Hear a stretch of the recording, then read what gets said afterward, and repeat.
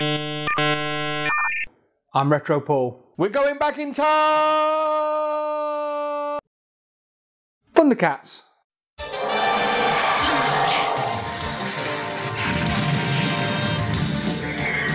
With 4 series, a home video movie special, a hugely successful toy line, a current remake on TV, and serious demand for a live action movie, Thundercats has to be considered one of the most successful kids products of the 80s. While the TV show was produced, written and voiced in America, it was animated in Japan and contains very manga-esque effects. Though aimed at a slightly younger audience than G.I. Joe and Transformers, it had a wider and more universal appeal due to its abstract setting and less American-themed influences.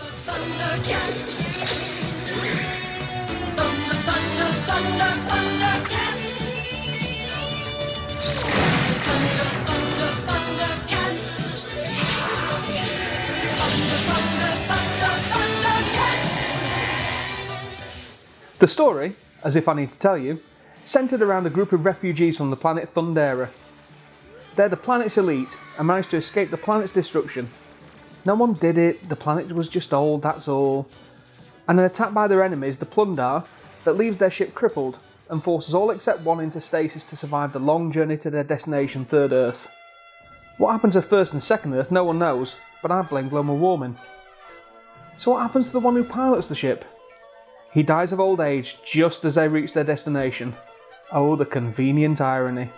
The Thundercats, including the criminally sexy Chitara.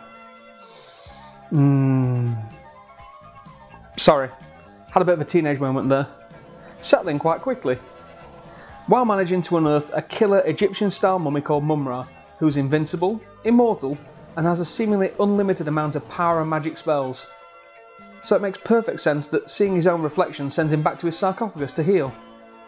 Tough break.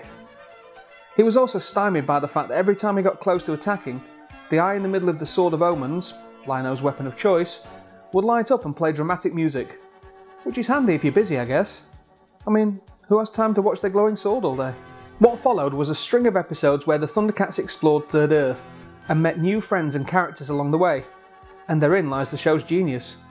Unlike shows like Transformers and G.I. Joe that took dozens of heroes and villains fighting each other around the world, Thundercats centred on a smaller group but introduced local characters each week, meaning the range of toys was just as wide, but the episodes never felt repetitive. It also allowed kids to feel they could expand their stories naturally as they played, bringing in any previous character for any reason in their own adventures. The toys themselves were a little different too, being slightly bigger than the G.I. Joe range and had more in common with the old school WWF and Masters of the Universe range, with added muscles because they didn't need guns, damn it!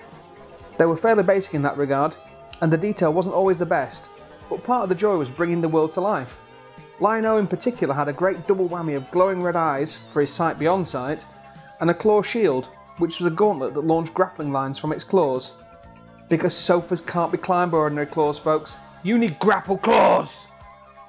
Other toys include the kid-sized sword and shield so kids could run around pretending to be Lino, something Transformers didn't really cotton onto until the recent film reboots and subsequent range of Transformer helmets and voice changes.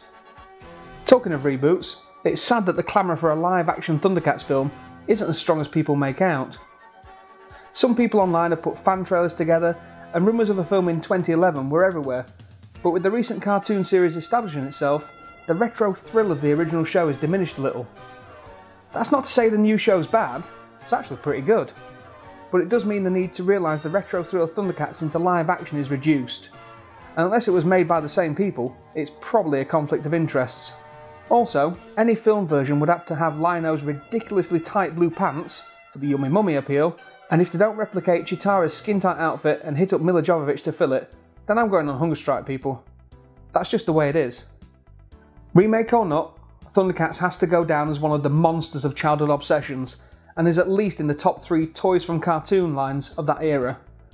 Whatever happens next, film or no film, the impact and memories of Thundercats on that generation will never be destroyed. So that was Thundercats. Why not get in touch with us and tell us what you think? And before we go, let's take a look at some of Chitara's sexiest moments.